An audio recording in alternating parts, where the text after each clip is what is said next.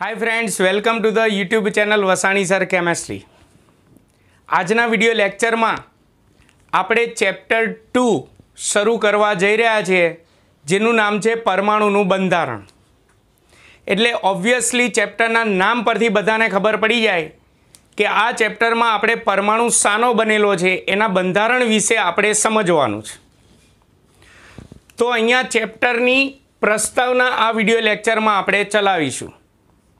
तो सौथी पहला तो मारा चैनल ने सब्सक्राइब करवानुं बाकी होय तो मारी चैनल ने सब्सक्राइब करी दो तथा सब्सक्राइब बटन नी बाजू में आपेला बेल आइकन ने पण दबाववानुं भूलशो नहीं।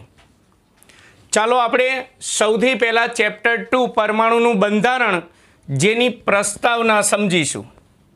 सौथी पहला चैप्टर 2 नी आखी प्रस्तावना समजाई दऊं अने पछी एमांथी केवी रीते अने कया अने केटला प्रश्नों पूछी शकाय एनी आपणे चर्चा करीशुं। प्रस्तावना आपणे चैप्टर में भले परमाणुनुं बंधारण समजवानुं होय पण चैप्टरनी शरूआत जे छे ए आपणे एकदम प्राचीन काळथी शरूआत करीए के प्राचीन काळमां दरेक लोकोना मगजमां मात्र एक ज प्रश्न घूमतो हतो अने ए प्रश्न हतो के पदार्थ शानो बनेलो होय छे। तो आ पदार्थ शानो बनेलो होय छे एना विषे सौ प्रथम आपणे प्राचीन प्रजानो मत एटले के प्राचीन प्रजानुं मंतव्य भणीशुं। तो प्राचीन प्रजाना मत मुजब कोईपण पदार्थ ए पंचमहाभूत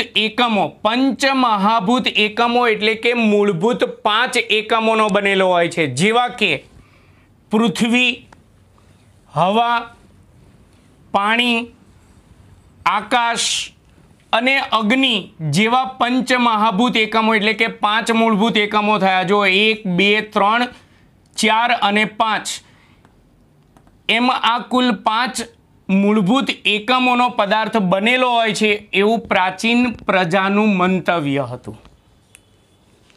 तो ऑब्वियसली आपने अत्यारना समय मुजब आपने खबर पड़ी जाए कि आ प्राचीन प्रजानी अंधश्रद्धा होय के पदार्थ ए पृथ्वी, हवा, पाणी, आकाश, अग्निनो बनेलो होय छे एवुं छे ना। आ प्राचीन प्रजा आवुं मानती थी। चलो त्यार पछी वर्षों पछी हिंदनो संत कणाद आव्यो। आ वैज्ञानिकनुं नाम छे हिंदनो संत कणाद। एणे आ प्राचीन प्रजा जे छे एना मंतव्यने खोटुं पाड्युं। एणे घणा बधा पदार्थो विषे संशोधनो कर्या अने पछी एणे तारव्युं। हिंदना संत कणादे कह्युं के पदार्थ ए आवा कोई पंचमहाभूत एकमों बनेलो होतो नथी। पदार्थ ए अति सूक्ष्म कणों बनेलो होय छे। तो आ राइट छे। हिंदना संत कणादना मत मुजब पदार्थ ए अति सूक्ष्म कणों बनेलो होय छे, राइट छे। पण हिंदना संत कणादे ए कणनुं नाम आप्युं नथी। एणे मात्र एवुं ज तारव्युं हतुं, एवुं ज सूचन कर्युं हतुं के पदार्थ ए अति सूक्ष्म कणों बनेलो होय छे। चलो त्यार पछी वर्षों पछी प्राचीन भारतीयो अने ग्रीकना तत्वज्ञानीओ आव्या। एमणे पण जुदा जुदा घन, प्रवाही, वायु, तत्व, संयोजन, मिश्रण घणा बधा पदार्थोनुं अवलोकनो कर्या, प्रयोगों कर्या। एना आधारे आ प्राचीन भारतीयो अने ग्रीकना तत्वज्ञानीओए 2 सूचन कर्या। पहेलुं सूचन के कोईपण द्रव्य, द्रव्य एटले पदार्थ, पदार्थनुं ज बीजुं नाम आपणे कहीशुं द्रव्य। कोईपण द्रव्यनो बंधारणीय घटक परमाणु छे। एटले एनो मतलब कि आ हिंदना संत कणादे कीधुं के पदार्थ अति सूक्ष्म कणों बनेलो होय छे, पण ए कणनुं नाम एणे परमाणु नहोतुं आप्युं। तो प्राचीन भारतीयो अने ग्रीकना तत्वज्ञानीओए आ कणनुं नाम शुं आप्युं? परमाणु। એટલે કે પદાર્થ શાનો બનેલો હોય છે? અતિ સૂક્ષ્મ કણ પરમાણુનો બનેલો હોય છે, એવું પ્રાચીન ભારતીયો અને ગ્રીકના તત્વજ્ઞાનીઓએ સંશોધન કર્યું. બીજું એટલે જ એવું કહેવાય છે કે પરમાણુના અસ્તિત્વ અંગેનો ખ્યાલ, એટલે કે દુનિયામાં પરમાણુ નામનો કણ અસ્તિત્વ ધરાવે છે તેવો ખ્યાલ સૌ પ્રથમ પ્રાચીન ભારતીયો અને ગ્રીકના તત્વજ્ઞાનીઓએ રજૂ કર્યો હતો. અને એમણે શું સૂચવ્યું હતું કે કોઈ પણ પદાર્થ પરમાણુનો બનેલો હોય છે, એટલે કે કોઈ પણ પદાર્થનો બંધારણીય ઘટક કોણ હોય છે? પરમાણુ. ચલો, ત્યાર પછી એનું બીજું સૂચન. ત્યારબાદ તેમણે સૂચવ્યું કે કોઈ પણ પદાર્થ હોય એનું પેટા ઘટકોમાં વિભાજન કરો. પેટા ઘટકોમાં વિભાજન કરો એટલે ધારો કે મારી પાસે આ કોઈ એક પદાર્થ છે, એનો ટુકડો કરી 2 ભાગ કરું, 2માંથી 4 ભાગ કરું, 4માંથી 8, 8માંથી 16, 16માંથી 32, 32માંથી 64, 64માંથી 128, એમ એનું વિભાજન કરતા જાઓ, ટુકડા કરતા જાઓ, કરતા જાઓ, કરતા જાઓ, કરતા જાઓ, કરતા જાઓ, કરતા જાઓ, છેલ્લે અંતિમ કણ પરમાણુ મળે છે એવું તેમણે સૂચવ્યું.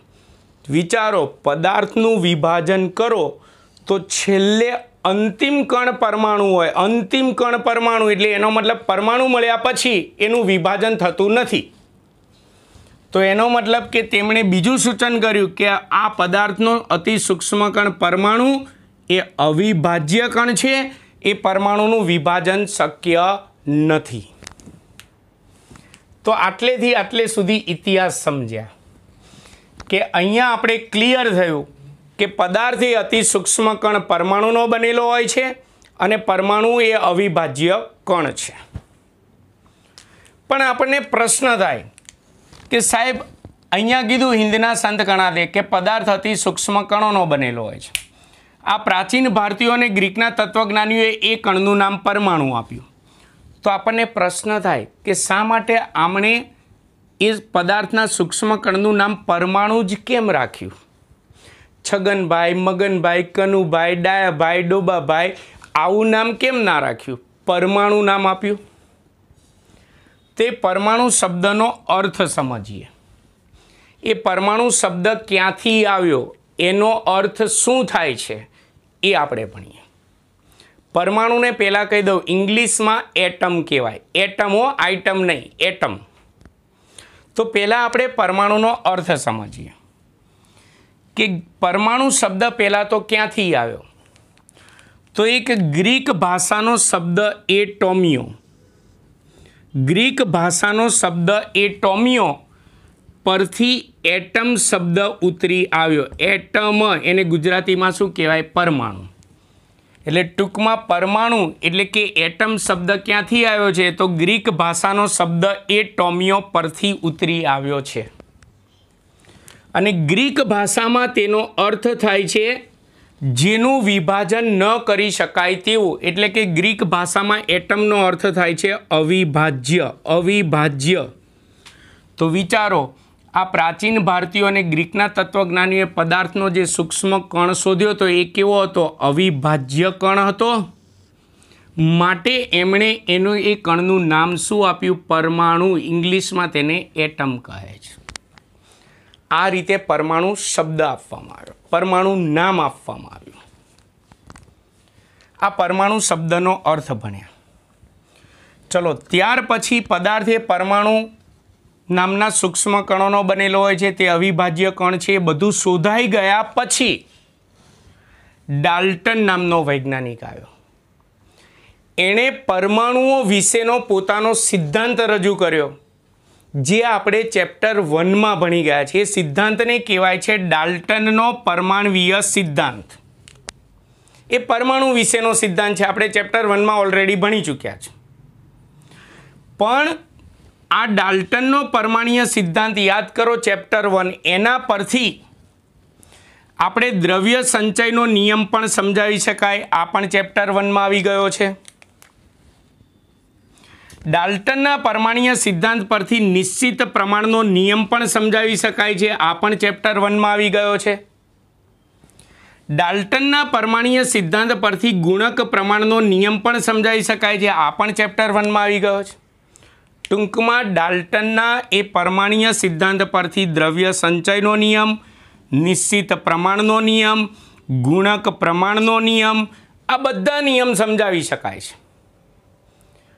પણ એની ખામી કે ડાલ્ટનના પરમાણ્વીય સિદ્ધાંત પરથી કેટલાક પ્રાયોગિક પરિણામો સમજાવી શકાતા નથી. જેવા કે ચલો કયા પ્રાયોગિક પરિણામો નથી સમજાવી શકાતા? જેમ કે આપણે ચેપ્ટર 1માં ડાલ્ટનનો પરમાણ્વીય સિદ્ધાંત ભણી ગયા છે, એટલે એને સેજ યાદ કરતા રહેજો. ધારો કે આપણે નાનપણમાં તમે રમતો એવી સ્કૂલોમાં ઘરે કરી હશે, પ્લાસ્ટિકની ફૂટપટ્ટી અથવા તો કાસ્કો, જેને આપણે કોરા વાળ સાથે આપણે ઘસીએ થોડી વાર, અને પછી કાગળના નાના નાના ટુકડા કરી એની પાસે લઈ જઈએ તો કાગળના નાના નાના ટુકડા બધા આકર્ષાઈને ફૂટપટ્ટી કે કાસ્કો જે હોય એની સાથે ચોંટી જાય છે ને. તો એ કેમ ચોંટી જાય છે? કારણ કે પ્લાસ્ટિકની ફૂટપટ્ટી અથવા કાસ્કાને કોરા વાળ સાથે ઘસવામાં આવે તે પ્લાસ્ટિક વીજભારિત થાય છે, પદાર્થ આપણો વીજભારિત થાય છે, માટે કાગળના નાના નાના ટુકડા આકર્ષાઈને ચોંટી જાય છે. તે વીજભારિત કેમ થાય છે એ ડાલ્ટનનો પરમાણ્વીય સિદ્ધાંત સમજાવી શકતો નથી. એ આપણે ચેપ્ટર 1માં ભણી જ ગયા છે. એ માત્ર પરમાણુ વિશે માહિતી આપે છે, પણ બે યોગ્ય પદાર્થોને એકબીજા સાથે ઘસવામાં આવે તો એક પદાર્થ વીજભારિત શા માટે થાય છે એવા પ્રાયોગિક પરિણામોને સમજાવી શકતો નથી. જેમ કે બીજું ઉદાહરણ આપું, કાચના સળીઓ લેવાનો, એને રેશમના કાપડ સાથે ઘસવાનું, રેશમ સાથે ઘસવાનું. થોડી વાર થશે ને એટલે કાચનો સળીઓ વીજભારિત થશે. એને કાગળના નાના નાના ટુકડા પાસે લઈ જશો ને તો એ આકર્ષાઈ જશે. તો વીજભારિત કેમ થયો? એવા પ્રાયોગિક પરિણામોને પણ આ ડાલ્ટનનો પરમાણ્વીય સિદ્ધાંત સમજાવી શકતો નથી. હજી બીજું એક ઉદાહરણ આપું, એબોનાઇટનો સળિયો લેવાનો.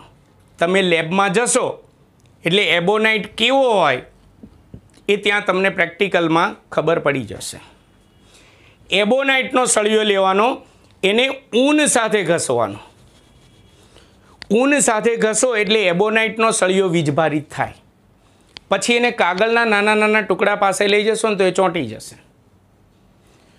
તો આપણે કાચને રેશમ સાથે ઘસો તો કાચ વીજભારિત થાય, એબોનાઇટને ઊન સાથે ઘસો તો એબોનાઇટ વીજભારિત થાય, પ્લાસ્ટિકને કોરા વાળ સાથે ઘસો તો પ્લાસ્ટિક જે છે વીજભારિત થાય.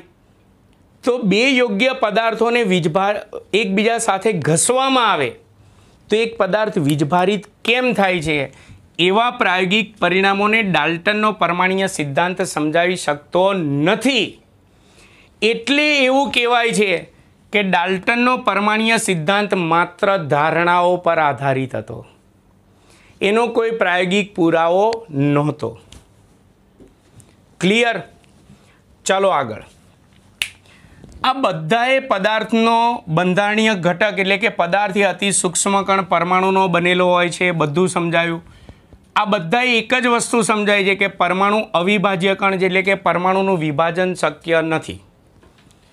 ડાલ્ટને પણ પરમાણ્વીય સિદ્ધાંતમાં એવું જ કહ્યું છે કે પરમાણુ અવિભાજ્ય કણ જ છે.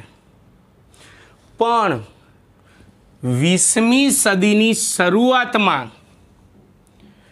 પ્રાયોગિક રીતે એવું સાબિત થયેલું છે કે પરમાણુનું વિભાજન શક્ય છે, એટલે કે પરમાણુ અવિભાજ્ય કણ નથી.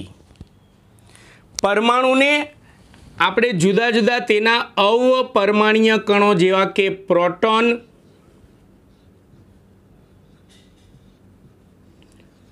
ન્યુટ્રોન,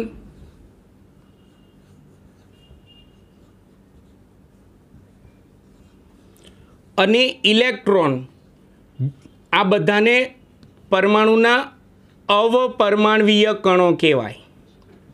પરમાણુની અંદર આવેલા છે. એટલે 20મી સદીની શરૂઆતમાં સાબિત થયું કે પરમાણુનું વિભાજન થઈ શકે છે. પરમાણુનું વિભાજન તેના અવપરમાણ્વીય કણો જેવા કે પ્રોટોન, ન્યુટ્રોન અને ઇલેક્ટ્રોન જેવા કણોમાં તેનું વિભાજન શક્ય છે. તો વિચારો, પરમાણુનું વિભાજન થયું હોય, જેમ કે આ બોલપેન છે, હું એને આમ ખોલું, તોડું કે ખોલું તો ખબર પડે કે અંદર શું છે. તો પરમાણુની અંદર પ્રોટોન ન્યુટ્રોન ઇલેક્ટ્રોન છે એવું ક્યારે ખબર પડી હોય? પરમાણુનું વિભાજન કર્યું એટલે કે પરમાણુને તોડી શક્યા હોય તો જ ખબર પડે ને અંદર પ્રોટોન ન્યુટ્રોન કે ઇલેક્ટ્રોન છે. એટલે આ ઇતિહાસમાં તમે જો આ બધા સાચા છે, પ્રાચીન ભારતીયો, ગ્રીકના તત્વજ્ઞાનીઓ, ડાલ્ટન, બધું જ સાચું છે કે પદાર્થ એ સૂક્ષ્મકણ પરમાણુનો બનેલો છે, બધું જ સાચું. પણ આ બધાની એક બાબત ખોટી કે પરમાણુ અવિભાજ્ય કણ છે, એ ખોટું. પરમાણુ અવિભાજ્ય કણ નથી, એનું વિભાજન શક્ય છે અને એનું વિભાજન પ્રોટોન, ન્યુટ્રોન અને ઇલેક્ટ્રોનમાં તેનું વિભાજન કરી શકાય છે. તો મિત્રો આ મેં ચલાવી ચેપ્ટર 1ની પ્રસ્તાવના. ચલો આ પ્રસ્તાવનામાંથી કેવી રીતના પ્રશ્નો પૂછાય એની ચર્ચા કરી લઈએ. પહેલું તો મેં આ પ્રાચીન પ્રજાનું મંતવ્ય સમજાવ્યું ને એ ચોપડીમાં નથી. હિન્દનો સંત કણાદે સમજાવ્યો ચોપડીમાં નથી, એટલે શોધતા નહીં. મેં એકદમ ચોપડીમાં અહીંયાથી ચેપ્ટરની શરૂઆત થાય, મેં એકદમ પ્રાચીન કાળથી શરૂઆત કરી છે. એટલે પહેલું તો અહીંયાથી પ્રશ્ન પૂછાય, એક ગુણનો પ્રશ્ન કે પરમાણુના અસ્તિત્વ અંગેનો ખ્યાલ સૌ પ્રથમ કોણે રજૂ કર્યો હતો અને તેમનું મંતવ્ય જણાવો. તો જવાબ થશે પરમાણુના અસ્તિત્વ અંગેનો ખ્યાલ સૌ પ્રથમ પ્રાચીન ભારતીયો અને ગ્રીકના તત્વજ્ઞાનીઓએ રજૂ કર્યો હતો અને તેનું મંતવ્યમાં આ બે મુદ્દા લખી નાખવાના. પછી એક ગુણનો પ્રશ્ન બીજો પાછો, પરમાણુ શબ્દ ક્યાંથી ઉતરી આવ્યો તેનો અર્થ સમજાવો. આ બીજો પ્રશ્ન. ત્રીજો પ્રશ્ન, ડાલ્ટનનો પરમાણુય સિદ્ધાંત એ ફક્ત ધારણાઓ પર આધારિત છે, તે કેટલાક પ્રાયોગિક પરિણામો સમજાવી શકતો નથી, આ વિધાનને ટૂંકમાં સમજાવો. એક ગુણનો પ્રશ્ન. તો આ લખી નાખવાનો. અને ચોથો, પરમાણુનું વિભાજન તેના કયા અવપરમાણવીય કણોમાં કરી શકાય છે? તો પ્રોટોન, ન્યુટ્રોન અને ઇલેક્ટ્રોન. તો આખી પ્રસ્તાવના મેં જે ચલાવી તેમાંથી એક ગુણના 4 પ્રશ્નો પૂછી શકે. તો આ પરમાણુના અવપરમાણીય કણો પ્રોટોન, ન્યુટ્રોન અને ઇલેક્ટ્રોન છે. તો આપણે હવે આ પ્રસ્તાવના પછી સૌ પ્રથમ પહેલાં તો ઇલેક્ટ્રોનની શોધ કેવી રીતે થઈ એના વિશે ભણીશું, ઇલેક્ટ્રોન વિશેના પ્રશ્નો ભણીશું, પછી પ્રોટોન અને ન્યુટ્રોનની શોધ ભણીશું. તો હવે આ ચેપ્ટરની થિયરીઓ આપણે શરૂ કરીએ છીએ, જેમાંથી પહેલી થિયરી અને મોસ્ટ આઈમ્પી થિયરી ઇલેક્ટ્રોનની શોધ કેવી રીતે થઈ તે આપણે હવે ભણીશું. તો મિત્રો આપણો લોંગ ક્વેશ્ચન છે, આપણો આ ચેપ્ટરનો પહેલો પ્રશ્ન, પહેલી થિયરી, ઇલેક્ટ્રોનની શોધ વિશે વિગતવાર સમજાવો. આ પ્રશ્ન ભણીએ એ પહેલાં રફકામમાં તમે ધોરણ 10માં કંઈક ભણીને આવે છે ને એને યાદ કરાવું. ધોરણ 10માં તમે ઇલેક્ટ્રોપ્લેટિંગની પ્રક્રિયા ભણીને આવ્યા છો, જે 1830માં માઇકલ ફેરાડેએ કરી હતી. 1830માં માઇકલ ફેરાડેએ કરી હતી, એને યાદ કરો. એમાં લોખંડ પર આપણે તાંબાનો ઢોળ ચડાવવો હોય તો આપણે એક પાત્રમાં કોપર સલ્ફેટનું દ્રાવણ લેવામાં આવતું હતું. કોપર સલ્ફેટ જેનું અણુસૂત્ર જે CuSO4નું જલીય દ્રાવણ લેતા હતા. તેમાં એનોડ તરીકે કોપરની પટ્ટી ડૂબાડતા હતા. એનોડ અને કેથોડને વિદ્યુત ધ્રુવો કહેવાય, તો યાદ હશે જ. એનોડ ધનધ્રુવ હોય અને કેથોડ એટલે ઋણધ્રુવ.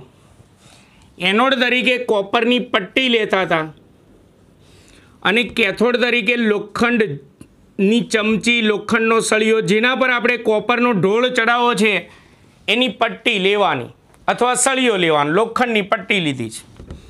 કેથોડ એટલે ઋણધ્રુવ, ત્યાં લોખંડ લેતા હતા. પછી આનું જોડાણ બેટરી સાથે કરીને, આ એનોડ ધનધ્રુવ છે એટલે બેટરીનો ધનધ્રુવ હોવો જોઈએ, કેથોડ ઋણધ્રુવ છે એટલે એનું જોડાણ બેટરીના ઋણધ્રુવ સાથે કરવાનું. બેટરીમાં નાની લાઈન કરવી હોય ને એ ઋણધ્રુવ કહેવાય, મોટી લાઈન કરવી હોય ને એ ધનધ્રુવ કહેવાય. અને પછી વિદ્યુત પ્રવાહ પસાર કરવામાં આવે તો અહીંયાથી કોપર છૂટું પડી અને આ ચમચી ઉપર અથવા તો પટ્ટી ઉપર લોખંડ પર તે જમા થતું જશે, જેને તમે ઇલેક્ટ્રોપ્લેટિંગની પ્રક્રિયા અથવા ઢોળ પ્રક્રિયા કહી હતી. આપણે 12માં ભણવાની આવશે, ડોન્ટ વરી. ટૂંકમાં 1830માં એનોડ અને કેથોડને યોગ્ય દ્રાવણમાં ડૂબાડીને આ પ્રયોગ માઇકલ ફેરાડેએ કર્યો હતો વિદ્યુત પ્રવાહ પસાર કરીને. એટલે આ પ્રયોગને કહેવાય છે 1830માં માઇકલ ફેરાડે દ્રાવણમાં વિદ્યુતીય વીજભારનો પ્રયોગ કર્યો કહેવાય. દ્રાવણમાં વિદ્યુતીય વીજભાર, દ્રાવણમાં વિદ્યુતીય વીજભારનો પ્રયોગ 1830માં માઇકલ ફેરાડેએ કર્યો. આમાંથી જ પ્રેરણા લઈ અને 1850માં માઇકલ ફેરાડેએ જ જેમાંની અંદર દ્રાવણમાં એનોડ કેથોડ ડૂબાડી વિદ્યુત પ્રવાહ પસાર કર્યો, એવી રીતે આની અંદર શૂન્યાવકાશ કરેલી એક કાચની નળી લઈ એનોડ અને કેથોડ મૂકી અને વિદ્યુત પ્રવાહ પસાર કરીને પ્રયોગ કર્યો હતો. એટલે આને દ્રાવણમાં વિદ્યુતીય વીજભારનો પ્રયોગ કહેવાય અને આને શૂન્યાવકાશ નળીમાં વિદ્યુતીય વીજભારનો પ્રયોગ કહેવાય. આ 1830માં માઇકલ ફેરાડેએ કર્યો હતો અને આમાંથી પ્રેરણા લઈ 1850માં માઇકલ ફેરાડેએ આ જ પ્રયોગ કર્યો હતો. એટલે એવું કહેવાય છે કે 1850માં માઇકલ ફેરાડેએ શૂન્યાવકાશ નળીમાં વિદ્યુતીય વિભાર, વિભાર એટલે વીજભાર, યાદ રાખજો, હું વિભાર લખું ને એટલે વીજભાર સમજી લેવાનું, વિદ્યુતીય વિભારનો પ્રયોગ કર્યો હતો, જે નીચે મુજબ છે. આપણે એ શૂન્યાવકાશ નળીમાં વિદ્યુતીય વિભારનો પ્રયોગ ભણીશું.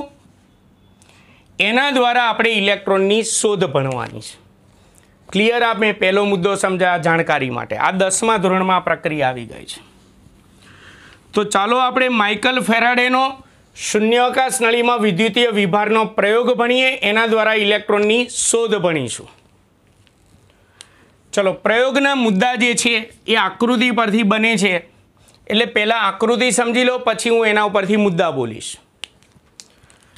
સૌથી પહેલાં તો આપણે એક શૂન્યાવકાશ કરેલી કાચની નળી લીધેલી છે. એનું જોડાણ આપણે શૂન્યાવકાશ પંપ તરફ કરેલું છે, એટલે નળીની અંદર શૂન્યાવકાશ છે. બીજું, એના બંને છેડે આ બ્લુ કલરથી દોર્યા છે, બંને છેડે ધાતુના 2 નાના ટુકડા છે, જેને વિદ્યુત ધ્રુવો કહે છે, એનોડ અને કેથોડ. એમાંથી આ ટુકડાનું જોડાણ બેટરીના ઋણ ધ્રુવ સાથે કરું એટલે ઋણ વિદ્યુત ધ્રુવ બનશે, જેને કેથોડ કહેવાય. અને આ ટુકડાનું જોડાણું બેટરીના ધન ધ્રુવ સાથે કરું એટલે એને ધન વિદ્યુત ધ્રુવ કહેવાય, જેને ટૂંકમાં કહેવાય એનોડ વિદ્યુત ધ્રુવ. આપણે બેટરી જે છે મોટી રાખવાની, કારણ કે આમાંથી આપણે ઊંચું વોલ્ટેજ ધરાવતો વિદ્યુત પ્રવાહ પસાર કરવાનો છે. આ મેં આકૃતિ સમજાવી. ચલો, પ્રયોગના મુદ્દા હું બોલતો જઈશ, અહીંયા લખીશ નહીં, આકૃતિ ઉપરથી જે સહેલા છે એટલે મુદ્દા સમજજો. આકૃતિ ઉપરથી જે બોલું છું, આ પ્રયોગમાં સૌ પ્રથમ એક શૂન્યાવકાશ કરેલી કાચની નળી લેવામાં આવે છે. બીજો મુદ્દો, આ નળીના બંને છેડે 2 નાના ધાતુના ટુકડા ગોઠવવામાં આવે છે, જેને વિદ્યુત ધ્રુવો કહે છે. ત્રીજો મુદ્દો, વિદ્યુત ધ્રુવોનું જોડાણ બેટરી સાથે કરી ઊંચું વોલ્ટેજ ધરાવતો વિદ્યુત પ્રવાહ પસાર કરવામાં આવે છે, જેથી નળીમાં કેથોડથી એનોડ તરફ ગતિ કરતા કણોનો પ્રવાહ મળે છે અને નળી પ્રકાશિત દેખાય છે. ઊંચું વોલ્ટેજ ધરાવતો વિદ્યુત પ્રવાહ જેવો પસાર કરીએ એટલે નળીમાં કેથોડથી એનોડ તરફ ગતિ કરતા કણોનો પ્રવાહ મળે. તમારે પરીક્ષામાં આકૃતિ દોરવાની, પણ આ કણો દોરવા નથી, આ તમને જાણકારી માટે અંદર કણો દોરું છું. એટલે ઊંચું વોલ્ટેજ ધરાવતો વિદ્યુત પ્રવાહ પસાર કરતા નળીમાં કેથોડથી એનોડ તરફ ગતિ કરતા કણોનો પ્રવાહ મળે છે, જેથી નળી પ્રકાશિત દેખાય છે. ચલો, આ કણો ક્યાંથી ઉત્પન્ન થયા? કેથોડ પરથી. અને કઈ તરફ ગતિ કરે છે? કેથોડથી એનોડ તરફ. એટલે આ કણોને માઇકલ ફેરાડેએ કેથોડ કણો કયા, એટલે આ કણોને કેથોડ કણો કહે છે, અથવા એનું બીજું નામ યાદ રાખજો, આ કણોને કેથોડ કિરણો પણ કહે છે.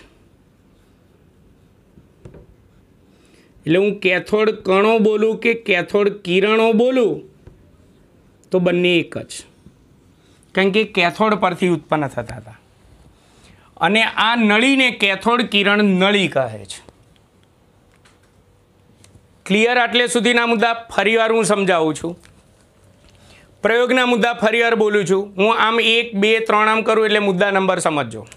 પહેલો મુદ્દો, સૌ પ્રથમ એક શૂન્યાવકાશ કરેલી કાચની નળી લેવામાં આવે છે. નળીના બંને છેડે 2 નાના ધાતુના ટુકડા ગોઠવવામાં આવે છે, જેને વિદ્યુત ધ્રુવો કહે છે.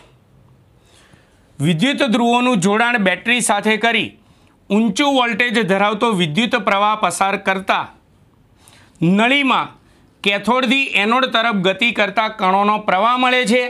આ કણોને કેથોડ કણો અથવા કેથોડ કિરણો કહે છે, અને આ નળીને કેથોડ કિરણ નળી કહે છે.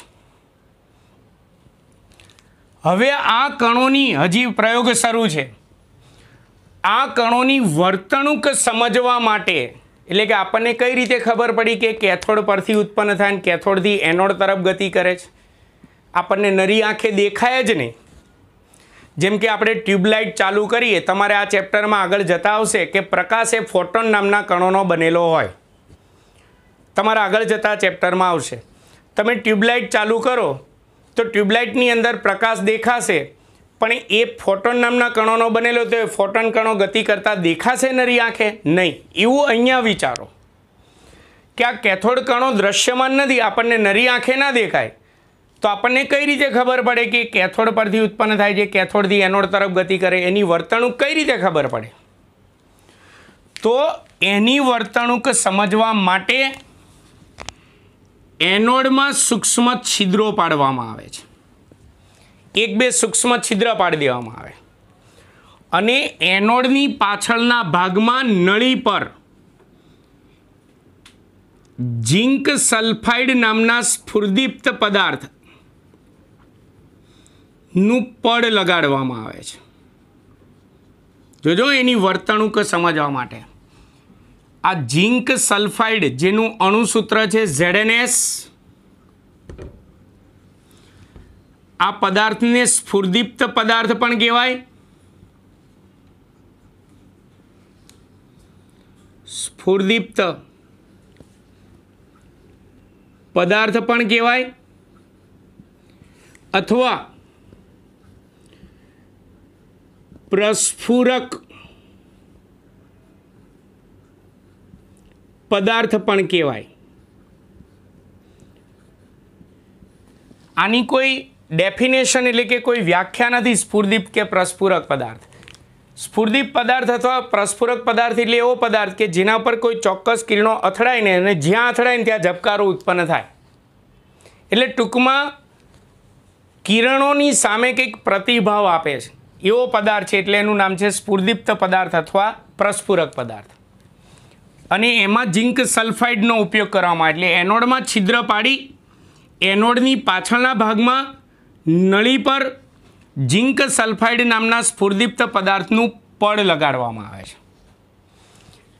એટલે થશે શું કે આ જે કણો, એટલે કે આ કિરણો જે ઉત્પન્ન થાય એ એનોડના છિદ્રમાંથી પસાર થઈને બહાર નીકળશે, અને ક્યાં અથડાશે? આ પડ પર અથડાશે. અને આ કણો એ ઝિંક સલ્ફાઇડનું પડ જે છે એના જે બિંદુએ આમ અથડાય તે બિંદુએ ઝબકારો ઉત્પન્ન થાય. એટલે વિચારો, એના આધારે જ આપણે કહી શકીએ કે આ કણો કેથોડથી એનોડ તરફ ગતિ કરે છે. કારણ કે જો અહીંયા આપણે સ્ફુરદીપ્ત પદાર્થનું પડ લગાડ્યું, ઝબકારા ઉત્પન્ન થયા, એટલે એનો મતલબ કેથોડ કણો જે છે એની સાથે અથડાયા. તો એ અથડાયા ક્યારે હોય? આમથી આમ ઉત્પન્ન થઈને આવ્યા હોય તો જ અથડાયો હોય, તો જ ઝબકારો ઉત્પન્ન થાય. એટલે જ આપણને ખબર પડી કે કેથોડથી એનોડ તરફ ગતિ કરે છે, એની વર્તણૂક ખબર પડી. જો એ એનોડથી કેથોડ તરફ આમ ગતિ કરતા હોત તો અહીંયા ઝબકારો ઉત્પન્ન થાય, અથડાય જ નહીં તો ઝબકારો ઉત્પન્ન થવાનો જ નથી. એટલે ઉત્પન્ન થતા આ કેથોડ કણો અથવા કેથોડ કિરણોની વર્તણૂક સમજવા માટે એનોડમાં છિદ્ર પાડી એનોડની પાછળના ભાગમાં નળી પર ઝિંક સલ્ફાઇડ નામના સ્ફુરદીપ્ત પદાર્થ એટલે કે પ્રસ્ફુરક પદાર્થનું પડ લગાડવામાં આવે છે. એટલે કેથોડ કણો આ પડના જે બિંદુએ અથડાય તે બિંદુએ ઝબકારો ઉત્પન્ન થાય છે. બીજા શબ્દોમાં કહે તો સફેદ ધબ્બો, સફેદ ટપકું થઈ જાય છે. આ કેથોડ કિરણ નળીનો પ્રયોગ થયો. ચલો આ પ્રયોગ જોજો, હજી ઇલેક્ટ્રોન શબ્દ આવ્યો નથી. આ કણો જે ઉત્પન્ન થાય એ કણોને માઇકલ ફેરાડેએ શું નામ આપ્યું છે? કેથોડ કણો અથવા કેથોડ કિરણો. હજી ઇલેક્ટ્રોન શબ્દ મેં વાપર્યો નથી. હવે આ પ્રયોગ પરથી માઇકલ ફેરાડેએ કયા તારણો કાઢ્યા? તો નંબર 1, પહેલું તારણ જે મેં હમણાં સમજાવ્યું કે અહીંયા કણો અથડાવાથી ઝબકારા ઉત્પન્ન થયા એટલે એનો મતલબ કે આ કણો કેથોડથી એનોડ તરફ ગતિ કરે છે, એ ફાઇનલ થયું. તો પહેલું તારણ કે આ પ્રયોગમાં કેથોડ કણો કેથોડથી એનોડ તરફ ગતિ કરે છે. હું અહીંયા મુદ્દા ટૂંકમાં લખીશ. ક્લિયર? નંબર 2, આ કેથોડ કણોની વર્તણૂક જાણવી હોય તો એના માટે આપણે કોનો ઉપયોગ કર્યો? ચોક્કસ સ્ફુરદીપ્ત પદાર્થનો ઉપયોગ કર્યો. ત્યારે આપણે એની વર્તણૂક જાણી શક્યા. તો આ કેથોડ કણો દ્રશ્યમાન નથી એટલે કે આપણે જોઈ શકતા નથી, પણ તેમની વર્તણૂક ખાસ પ્રકારના સ્ફુરદીપ્ત પદાર્થ દ્વારા જાણી શકાય છે. અને આવું જ જે છે ને આપણા ટેલિવિઝન એટલે કે ટીવીમાં પણ હોય. ટીવી અત્યારે તો ચલો એલઈડીની આવી ગયા, પહેલાં ટીવી કેવા હતા? આમ ખૂંદવાળા હતા, પાછળથી ખૂંદ હોય. તે જે ટેલિવિઝન ખૂંદવાળા જે હતા ને એમાં પણ આવી કેથોડ કિરણ નળી હોય અને ટીવીના પડદાની પાછળના ભાગમાં આવા સ્ફુરદીપ્ત પદાર્થનું પડ હોય. એટલે કેથોડ કિરણ નળીમાંથી જેવા કેથોડ કણો એટલે કે કેથોડ કિરણો ઉત્પન્ન થાય અને સ્ફુરદીપ્ત પદાર્થના પડ સાથે અથડાય એટલે ઝબકારો ઉત્પન્ન થાય, જેથી આપણને પડદાને અહીંયા ઝબકારા ઉત્પન્ન થાય જ્યાં જ્યાં અથડાય ત્યાં, અને જેથી આપણે આગળથી જોઈએ તો સચિત્ર આપણે જોઈ શકીએ છીએ. એટલે ટેલિવિઝનની ખૂંદવાળા ટેલિવિઝનની વાત છે, એની રચનામાં પણ આવી કેથોડ કિરણ નળીનો ઉપયોગ કરવામાં આવતો હતો. ચલો ત્રીજું સમજો. આ કેથોડ કણો જ્યારે ગતિ કરતા હોય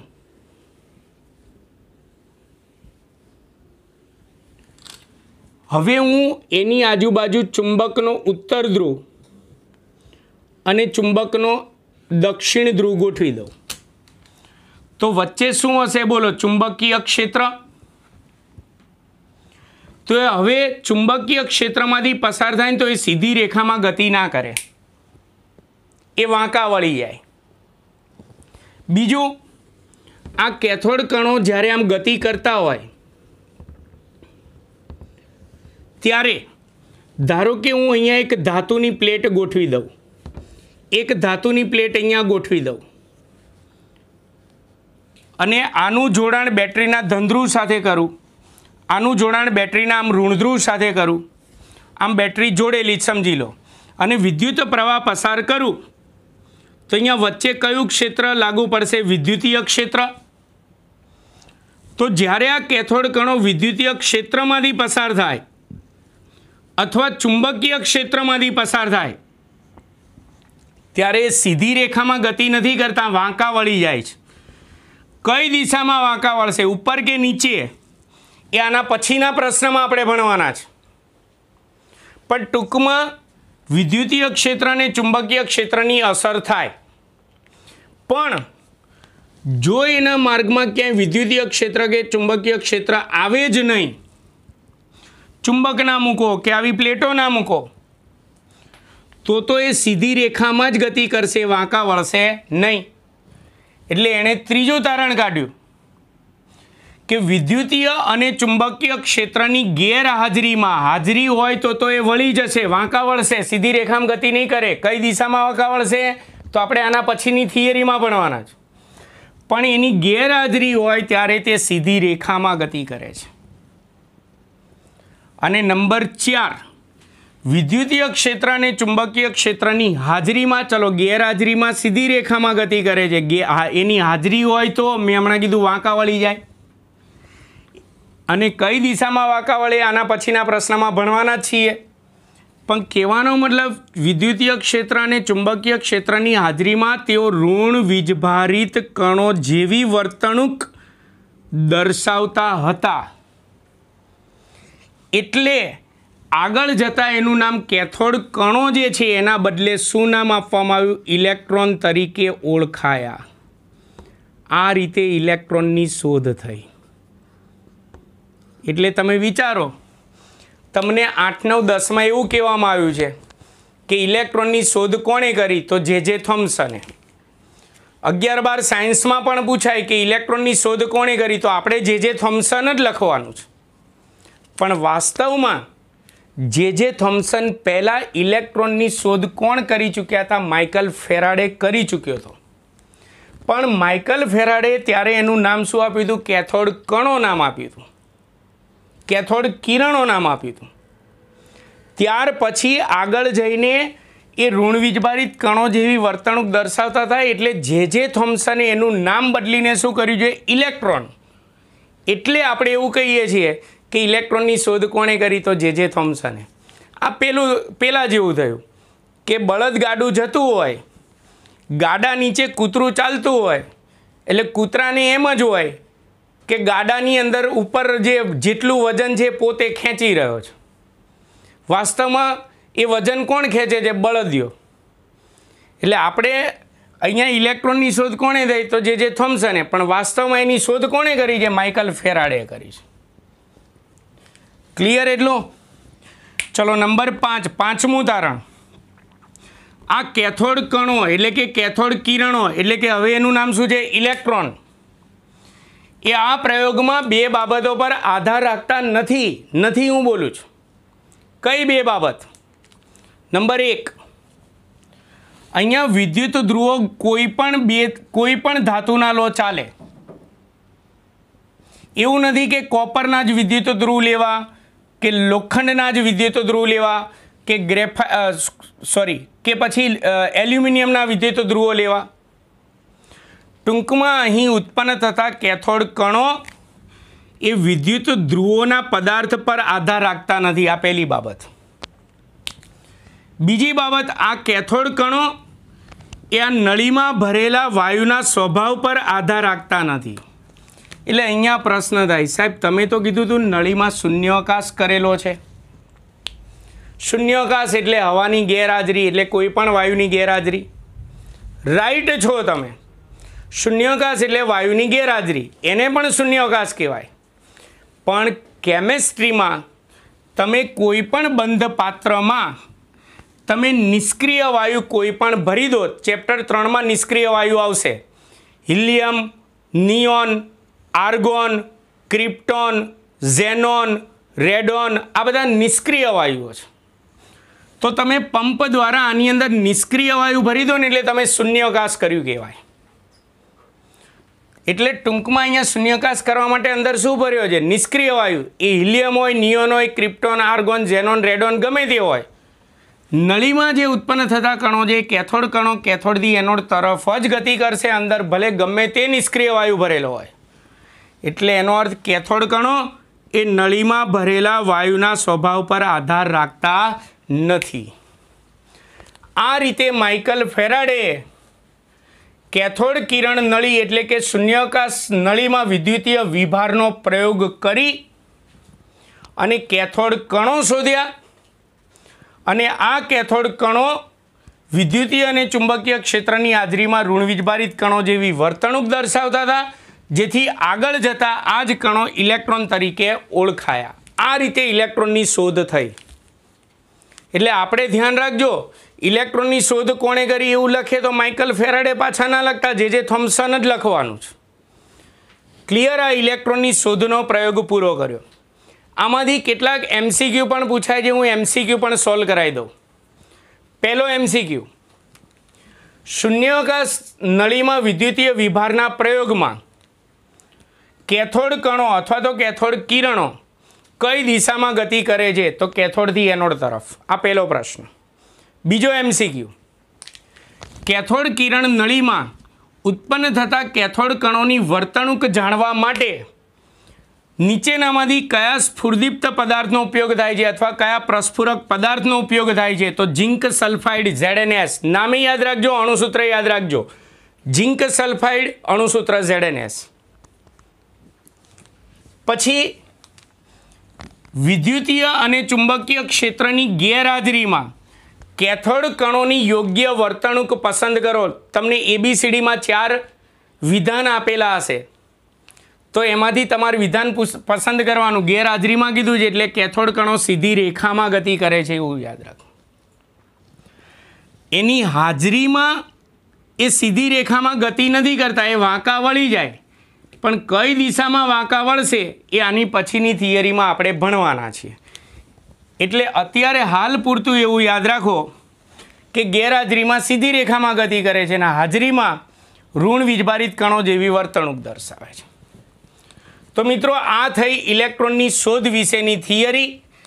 જો આખી થિયરી પૂછાય તો તમારે પેમ્ફલેટમાં આપેલી 2 આકૃતિઓ દોરવાની રહેશે. મેં બંને આકૃતિ એકમાં જ દોરી છે. પહેલી આકૃતિમાં મેં આ પડદો નહીં દોરવાનો, બીજી આકૃતિમાં છિદ્રો દોરી અને પડદો દોરવાનો આવશે. આકૃતિમાં કણો દોરવાના નથી. આ કણો દૃશ્યમાન નથી, જોઈ શકાતા નથી. આ સ્ફુરદીપ્ત પદાર્થ દ્વારા આપણને ખબર પડી કે કેથોડથી એનોડ તરફ ગતિ કરે છે. તો મિત્રો, આ સાથે હું અહીંયા મારા વિડીયો લેક્ચરનું પૂર્ણાહન કરું છું. મારો વિડીયો લેક્ચર તમને કેવો લાગ્યો તેના વિશે તમે જરૂરથી કમેન્ટ કરજો. મારા વિડીયોને લાઈક અને સબસ્ક્રાઈબ કરવાનું ભૂલતા નહીં. નમસ્કાર.